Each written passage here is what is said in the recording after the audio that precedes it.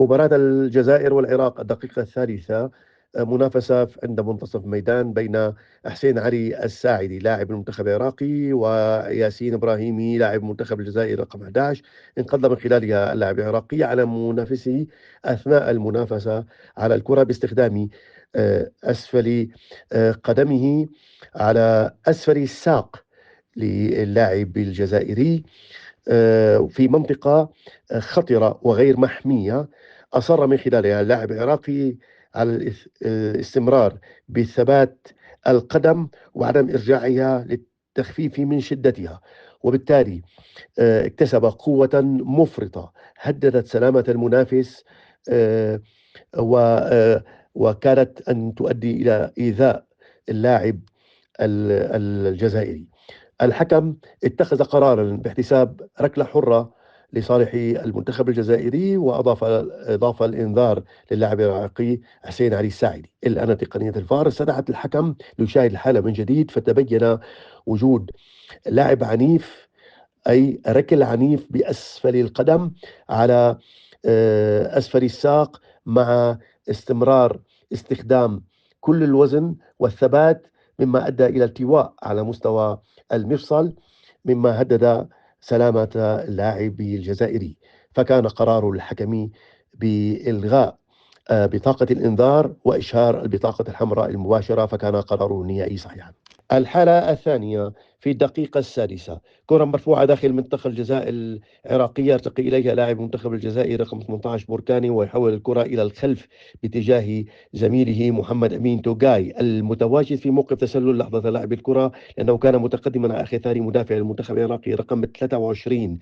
الكرة تقترب من لاعب العراقي الآخر رقم 2 جبار، ويحدث هنا التحام بين محمد أمين توغاي وجبار. يحتسب الحكم على أثرها ركلة جزاء لصالح المنتخب الجزائري، إلا أن تقنية الفار وبعد التحقق من الحالة تعود لتشير الحكم بأن محمد أمين توغاي المتواجد في موقف تسلل كان قد تحرك من موقفه، وحصل تلامس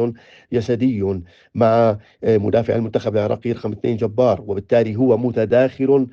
مع المنافس، أي حيث أضعف قدرة المنافس على لاعب الكرة أو المنافسة عليها. هنا الحكم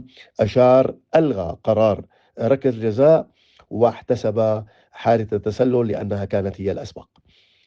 فكان قراره صحيحا. الحالة الثالثة، ركلة حرة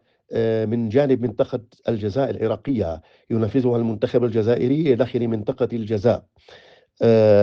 هنا يرتقي بركاني ليلعب الكرة برأسه. في هذه اللحظة التي ارتقى بركاني لعب الكرة برأسه، كان محمد أمين توغاي رقم 4 في موقف صحيح، لأن لاعب المنتخب العراقي رقم 23 ماكنزي كان يقوم بعملية تغطية بقدمه، برأس قدمه اليسرى التي كانت أقرب إلى خط مرماه من لاعب محمد أمين توغاي، وبالتالي محمد أمين أحرز بعد هذه التمريرة الرأسية، أحرز هدفا في مرمى المنتخب العراقي ألغاه الحكم بداعي التسلل، لكن تقنية الفار بعد التحقق من الحالة أشارت بأن قرار الحكم المساعد كان خاطئا، وأن محمد أمين توغاي كان في موقف صحيح لا تسبب فيه لحظة تمرير الكرة من رأس زميله بركاني، وبالتالي أعاد الحكم أو ثبت الحكم صحة الهدف، فكان القرار النهائي للحكم صحيحا.